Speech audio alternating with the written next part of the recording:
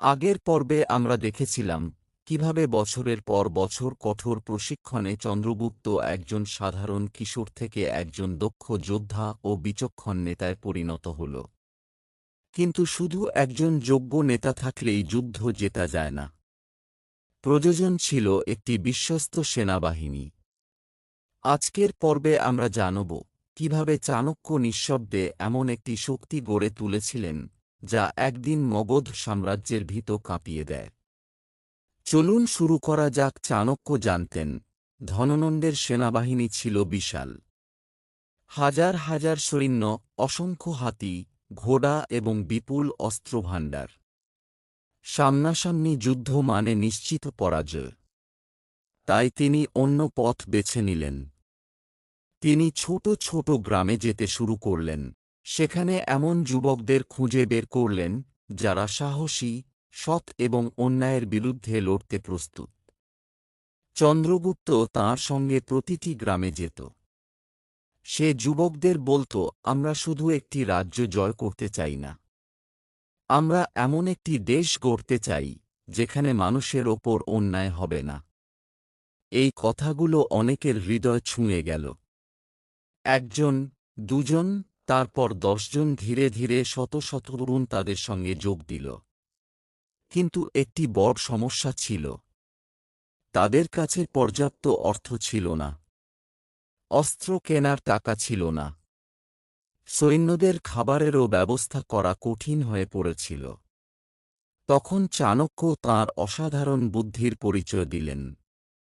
তিনি ধনী ব্যবসায়ীদের সঙ্গে গোপনে দেখা করলেন। তাদের বোঝালেন, আজ তোমরা যে অন্যায় কর দিচ্ছ, আগামী প্রজন্ম কি একই কষ্ট পাবে? যদি পরিবর্তন চাও, তবে আজই এগিয়ে আসতে হবে। অনেক ব্যবসায়ী গোপনে সাহায্য করতে রাজি হলেন।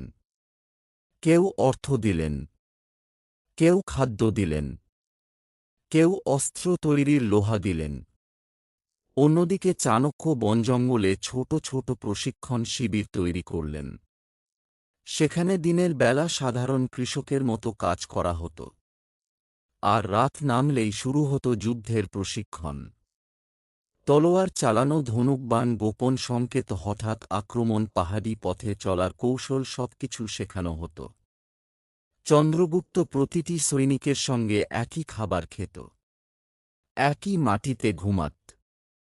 কখনো নিজের জন্য আলাদা কোনো সুবিধা নিত না। এ কারণেই সৈন্যরা তাকে শুধু নেতা নয়, নিজের ভাইয়ের মতো ভালোবাসতে শুরু করল। একদিন রাতে চাণক্য পুরো বাহিনীকে সামনে দাঁড় করিয়ে বললেন, মনে রেখো, আমরা লোভের জন্য যুদ্ধ করছি না, প্রতিশোধের জন্যও নয়। আমরা যুদ্ধ করছি ন্যায় প্রতিষ্ঠার জন্য। সব সৈনিক একসঙ্গে শপথ নিল, শেষ নিঃশ্বাস পর্যন্ত আমরা অন্যায়ের বিরুদ্ধে লড়ব। চাণক্য তখন আকাশের দিকে তাকিয়ে মৃদু হাসলেন। বহু বছর আগে রাজসভায় করা তাঁর প্রতিজ্ঞা ধীরে ধীরে বাস্তবে রূপ নিতে শুরু করেছে। কিন্তু সামনে অপেক্ষা করছিল আরও বড় পরীক্ষা। একটি ছোট বাহিনী কি সত্যিই মগধের বিশাল সেনাবাহিনীকে পরাজিত করতে পারবে? চাণক্যের প্রথম পরিকল্পনা কি সফল হবে, নাকি শুরুতেই সব শেষ হয়ে যাবে? এক ভোরবেলা চন্দ্রগুপ্ত তাঁর নবগঠিত বাহিনী নিয়ে মগধের দিকে অগ্রসর হলেন। সবাই ছিল উদ্দীপ্ত। তরুণ সৈন্যরা বিশ্বাস করছিল অন্যায়ের অবসান খুব শিগগিরই ঘটবে। কিন্তু চাণক্য ছিলেন শান্ত। তিনি জানতেন, শুধু সাহস দিয়ে যুদ্ধ জেতা যায় না। মগধের সীমান্তে পৌঁছানোর পর শুরু হল প্রথম সংঘর্ষ। চন্দ্রগুপ্তের বাহিনী প্রাণপণ লড়াই করল, কিন্তু ধননন্দের বিশাল সেনাবাহিনীর সামনে তারা টিকতে পারল না। অনেক সৈন্য আহত হল, অনেকে প্রাণ হারাল। শেষ পর্যন্ত চন্দ্রগুপ্তকে পিছু হটতে হল। পরাজয়ের ভার নিয়ে তিনি চাণক্যের কাছে ফিরে এলেন। মাথা নিচু করে বললেন, গুরুদেব, আমি ব্যর্থ হয়েছি। চাণক্য কোনো রাগ দেখালেন না। তিনি শুধু বললেন, আজ আমার সঙ্গে চলো। দুজন একটি গ্রামের দিকে রওনা হলেন। সেখানে এক সাধারণ পরিবারের বাড়িতে তাঁরা অতিথি হলেন। গৃহকর্ত্রী গরম ভাত আর ডাল পরিবেশন করলেন। চন্দ্রগুপ্ত খুব ক্ষুধার্ত ছিল। সে ভাতের মাঝখান থেকে বড় এক মুঠো তুলে মুখে দিল। গরম ভাতে তার হাত ও মুখ পুড়ে গেল। বাড়ির বৃদ্ধা মৃদু হেসে বললেন, বাবা, তুমি ঠিক চন্দ্রগুপ্তের মতো ভুল করলে। চন্দ্রগুপ্ত অবাক হয়ে জিজ্ঞেস করল, কেন? বৃদ্ধা বললেন, গরম ভাত খেতে হলে আগে কিনারা থেকে খেতে হয়। মাঝখানে হাত দিলে তো পুড়বেই। চাণক্য তখন চন্দ্রগুপ্তের দিকে তাকিয়ে বললেন, এই হল আমাদের পরাজয়ের কারণ। চন্দ্রগুপ্ত বিস্মিত হয়ে জিজ্ঞেস করল, আমি বুঝতে পারছি না, গুরুদেব। চাণক্য ব্যাখ্যা করলেন, আমরা সরাসরি মগধের কেন্দ্রে আঘাত করতে গিয়েছিলাম। অথচ আগে সীমান্তের ছোট ছোট অঞ্চলকে আমাদের পক্ষে আনতে হতো। যেমন গরম ভাতের কিনারা আগে ঠান্ডা হয়, তেমনি বট সাম্রাজ্যের বাইরের অংশ আগে দুর্বল হয়। চন্দ্রগুপ্ত গভীর মনোযোগ দিয়ে শুনল। সেই মুহূর্তে সে বুঝতে পারল, পরাজয় মানেই শেষ নয়। পরাজয় হল এমন এক শিক্ষক যে সফলতার পথ দেখায়।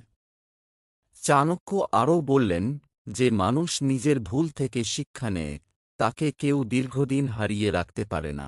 সেই দিন থেকেই নতুন পরিকল্পনা শুরু হল। এবার তারা সরাসরি রাজধানী আক্রমণ করবে না। প্রথমে ছোট ছোট জনপদ, সীমান্ত অঞ্চল এবং স্থানীয় শাসকদের আস্থা অর্জন করবে। একটি একটি করে শক্তি বাড়াবে। তারপর সঠিক সময়ে শেষ আঘাত হানবে। চন্দ্রগুপ্তের চোখে আবার আত্মবিশ্বাস ফিরে এল। সে বলল, গুরুদেব, এবার আমরা ভুল করব না। চাণক্য মৃদু হেসে বললেন, ধৈর্যই সবচেয়ে বড় অস্ত্র। সেই দিন থেকে শুরু হল তাদের নতুন অভিযান, আর সেই পরিকল্পনাই একদিন বদলে দেবে ভারতের ইতিহাস। পরবর্তী পর্বে আমরা জানব কিভাবে চাণক্য ও চন্দ্রগুপ্ত একে একে সীমান্তের রাজ্যগুলোকে নিজেদের পক্ষে আনলেন এবং ধননন্দের সাম্রাজ্যকে চারদিক থেকে দুর্বল করে দিলেন। ভিডিওটি ভালো লাগলে লাইক করুন, চ্যানেলটি সাবস্ক্রাইব করুন এবং কমেন্টে লিখুন। পরাজয় নয়, শিক্ষা সবচেয়ে বড় শক্তি। দেখা হবে পরবর্তী পর্বে।